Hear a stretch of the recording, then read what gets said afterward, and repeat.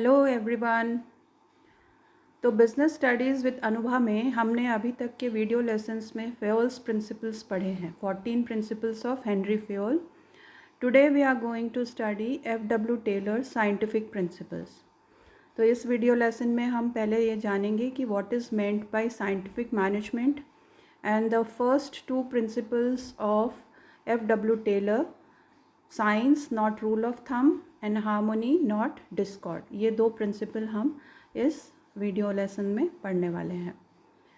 तो first let us understand what is scientific management.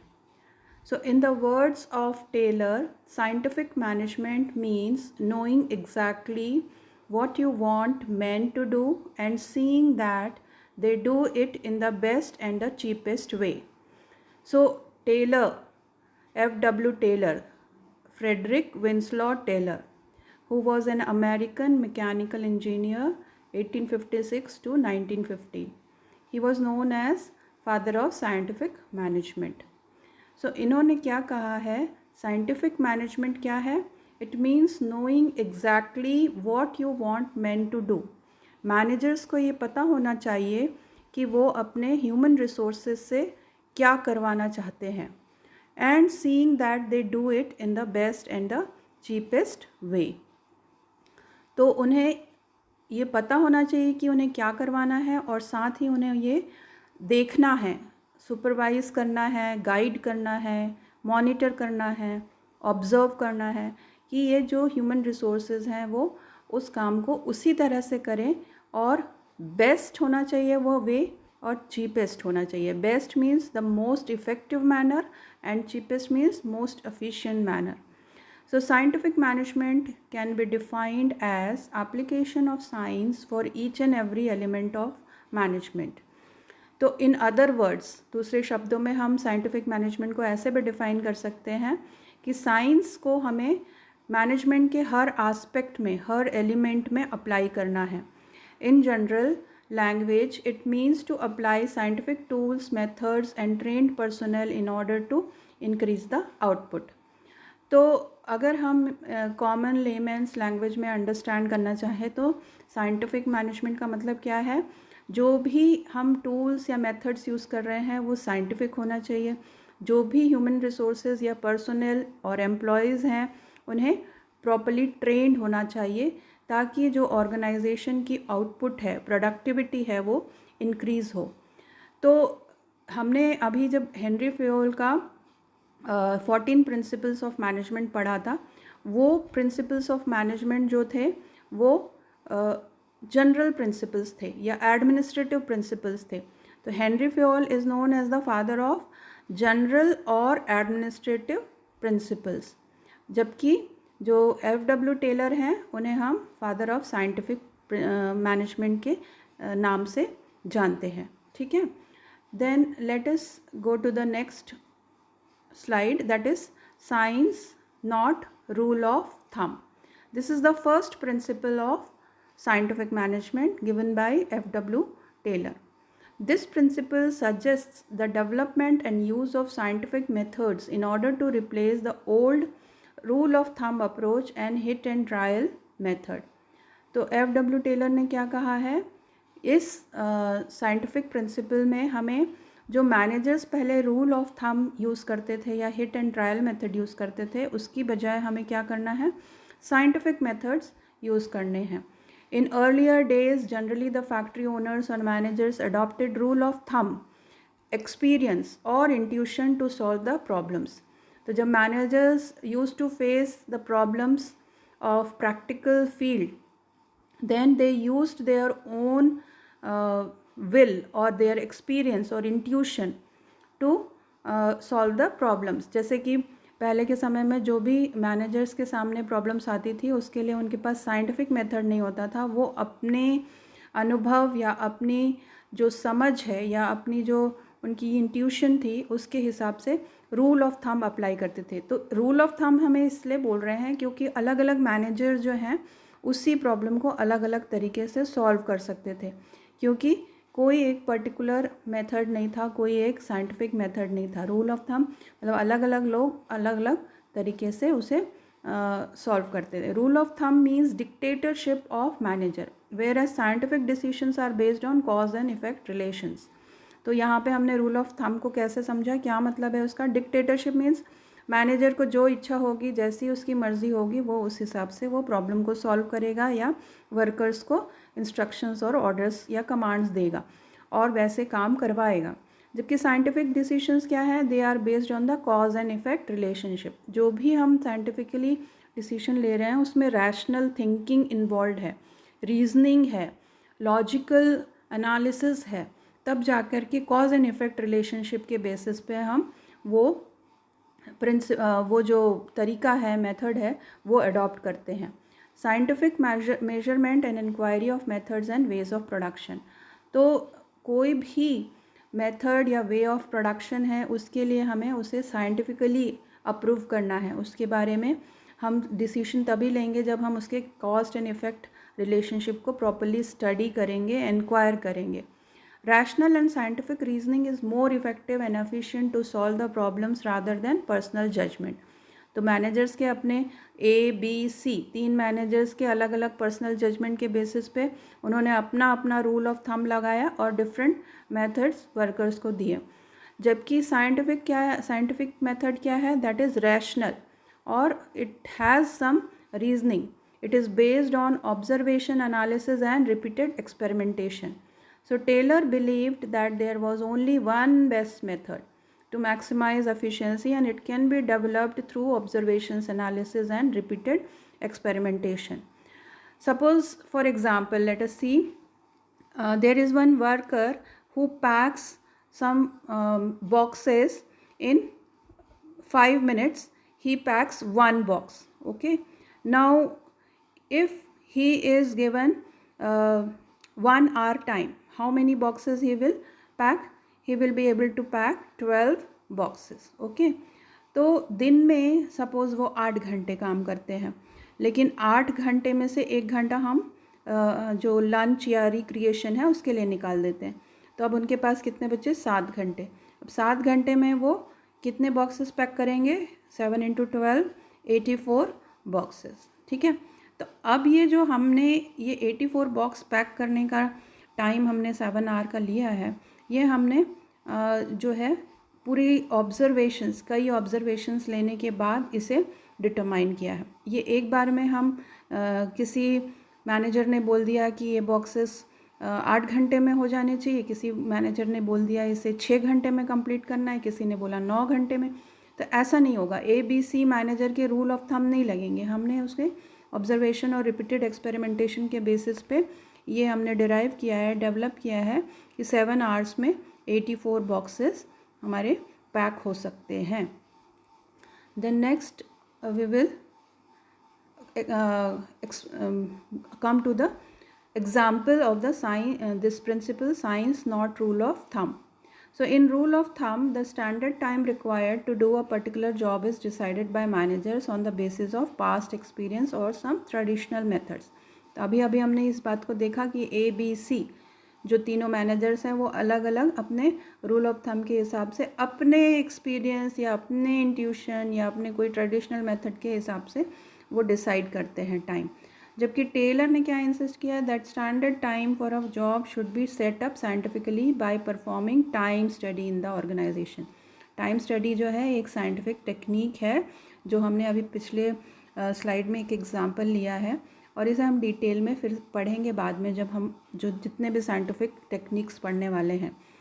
तो जो टाइम स्टडी है उसके द्वारा ही हमें स्टैंडर्ड टाइम फिक्स करना चाहिए। Then the day's target should be fixed. तो हमने एक दिन का टारगेट क्या फिक्स किया कि जो वर्कर है उसे 84 बॉक्सेस एक दिन में उस 7 घंटे में पैक करने हैं। The scientifically planned and managed activities save human energy, time and also reduce vestiges. क्योंकि ये साइंटिफिकली डिराइव हुए हैं, तो इसमें जो स्टडी है, इंक्वायरी है, वो साइंटिफिकली की गई है, तो वो हमारे जो ह्यूमन एनर्जी, टाइम और वेस्टेजेस को रिड्यूस करने में हेल्प करता है। The purpose of using scientific method is to determine the standard time normally required to perform a job. ये हो गया टाइम स्टडी, मतलब एक काम को करने के लिए कितना घंटा लगेगा, ये स्टैंडर्ड टाइम डिसाइड करना। To determine a fair day's work for the workman. Fair day's work मतलब जब जो वर्कर है ना तो अंडर वर्क कर रहे हैं ना ओवर वर्क कर रहे हैं, ना तो वो टाइम वेस्ट कर रहा है ना ही वो एग्जॉस्ट हो रहा है ना। तो ये फेयर डे का काम डिसाइड करना। To determine the best way of doing work, ये आता है मेथड स्टडी। अभी हम वर्क स्टडी टेक्निक्स जब पढ़ेंगे इसमें पढ़ेंगे method study. And to set work standards by selecting standard tools and equipment and maintaining standard working conditions. These all are the part of work study technique which we are going to study. After studying all the principles we will come to the scientific techniques. Then the second principle given by F.W. Taylor is harmony not discord. तो अब देखते हैं कि ये जो principal है इसमें उन्होंने क्या बताया है। तो उन्होंने बोला है कि इन any industrial unit, 3 important categories of people put their efforts to make the unit successful. Who are they? The owners, the workers, and their important link, the managers. All of them need to realize the importance of better understanding and harmony among themselves. जो भी एक organisation में काम कर रहे groups हैं उनके बीच में हार्मनी होनी चाहिए, पीस होना चाहिए। Taylor advocated a complete mental revolution, that is a change or transformation in the attitude of workers and management towards one another from competition to cooperation. मतलब workers और management जो कि 2 important parties हैं in any organization, in any company, they should not compete with each other. competition से क्या हो रहा है, conflicts, confrontations होते हैं, तो उन्हें competition नहीं cooperation करना है, तो एक साथ मिलजुल के काम करना है। और इसके लिए उन्हें किस टेक्निक की ज़रूरत पड़ी, मेंटल रिवॉल्यूशन। ये भी एक साइंटिफिक टेक्निक है, मेंटल रिवॉल्यूशन। तो ये क्या मतलब है इसका, मेंटल रिवॉल्यूशन का, कि जो मैनेजमेंट और वर्कर्स हैं उनको अपने माइंडसेट में कंप्लीट चेंज या ट्रांसफॉर्मेशन करना है। Both management and workers should respect mutual relations. Conflicts or difference of opinion among management and workers affects the productivity and efficiency. Therefore, there must be complete openness among management and employees. Management should, अब openness का मतलब क्या है, management को क्या करना है, they should share all the relevant information and accept ideas given by the employees. उन्हें अपना ये दिमाग खुला रखना है कि जो वर्कर्स हैं, जो एम्प्लॉयज़ हैं, उनके अगर कोई यूज़फुल आइडियाज़ या फीडबैक या सजेशंस हैं उसे इनवाइट करना है, उसे एक्सेप्ट करना है, वेलकम करना है, और जो भी ज़रूरी इन्फॉर्मेशन है उनको काम करने के लिए वो उनके साथ शेयर करनी है। और वर्कर्स को क्या करना, उनको और क्या करना है मैनेजमेंट को, they should also share the profits of company with the workers. और at the same time workers को क्या करना है, they should work hard and should be willing to accept changes for the good of the company. तो workers को अपना काम मेहनत से करना है और उनको हमेशा चेंजेस या न्यू जो मॉडर्न टेक्नोलॉजी या एडवांसमेंट है उसके जो चेंजेस कंपनी में लाए जाते हैं उसकी बेटरमेंट के लिए उसे हमेशा एक्सेप्ट करना चाहिए, रेजिस्ट नहीं करना चाहिए। जनरली होता ये है कि वर्कर्स रेजिस्ट करते हैं चेंजेस को क्योंकि उनको उस चेंज के हिसाब से खुद को अडेप्ट करना पड़ता है। तो लेकिन they should be ready to take the challenge of adapting according to the changes for the good of the company. They should be devoted and loyal towards the organisation. तो हम अभी इसको फिर से एक बार थोड़ा सा डिटेल में देख लेते हैं कि हार्मोनी नॉट ये मेंटल रिवॉल्यूशन का एक्सप्लेनेशन क्या है, ठीक है। तो when Taylor propounded scientific principles, he noticed that the attitude of employers towards his employees was based on workers are shirkers. तो एम्प्लॉयर्स क्या समझते हैं अपने वर्कर्स के बारे में कि वर्कर्स जो हैं काम को अवॉइड करना चाहते हैं, काम से बचना चाहते हैं। सिमिलरली द एम्प्लॉयज़, उनकी क्या फीलिंग थी कि द एम्प्लॉयर्स आर एक्सप्लॉयटर्स, मतलब वो उनको प्रॉपरली पे नहीं करते हैं। एम्प्लॉयर्स जो हैं, जो मैनेजमेंट है, उनको उनके काम के लिए जो सही मेहनताना है, रिवॉर्ड है, वो नहीं देती है, उनसे काम ज़्यादा लेती है। Therefore, Taylor emphasized that there should be complete transformation in their attitude. उनकी जो एटीट्यूड या थिंकिंग है उसमें कंप्लीट चेंज होना ज़रूरी है. क्या चेंज होना है? That is the manager should share the surplus. ये जो हमने अभी पिछली स्लाइड में भी पढ़ा है, उनको शेयर करना है प्रॉफिट्स को या गेन्स को with the workers and should have paternalistic behaviour towards them. मतलब एक जो पेरेंट के जैसा उनका बिहेवियर होना चाहिए जो अपने वर्कर्स को प्रॉपरली लुक आफ्टर करें या टेक केयर करें. On the other hand, workers should work with full devotion and loyalty as family members of the enterprise. तो ये जो फीलिंग है वो वन वे नहीं होगी, ये म्यूचुअल होनी चाहिए कि जो वर्कर्स हैं उनको भी अपनी सारी डिवोशन और लॉयल्टी के साथ उस ऑर्गेनाइजेशन के लिए काम करना चाहिए फैमिली मेम्बर की तरह. Mental revolution on the part of management means management should share the gains of productivity with workers. They should create suitable working conditions and resolve all problems scientifically. Mental revolution on the part of workers means workers should perform their work with utmost devotion, discipline and loyalty. They should utilize the resources very efficiently. जैसे हम अपने घर पे जब भी काम करते हैं तो हम वेस्टेज को अवॉइड करने की कोशिश करते हैं, मिनिमाइज़ करने की कोशिश करते हैं. तो वर्कर्स को भी अपने ऑर्गेनाइजेशन को अपना घर जैसे समझकर या अपनी फैमिली की तरह उसे वेस्टेज रिड्यूस करते हुए अपने पूरे डेडिकेशन कमिटमेंट के साथ काम करना चाहिए. इन जापानीज़ कंपनी, तो एक एग्ज़ाम्पल है, बहुत ही क्लासिक एग्ज़ाम्पल है हार्मोनी नॉट डिस्कॉर्ड का. In Japanese companies the paternalistic style of management is adopted where managers treat workers as part of their family, and workers also don't show agitation by going on strike. Rather they tie a black ribbon. जब उन्हें कोई difference of opinion है तो वो conflict करने की बजाय क्या करते हैं, ब्लैक रिबन या बैज लगा करके they work more than normal working hours to show their dissatisfaction and gain sympathy of managers.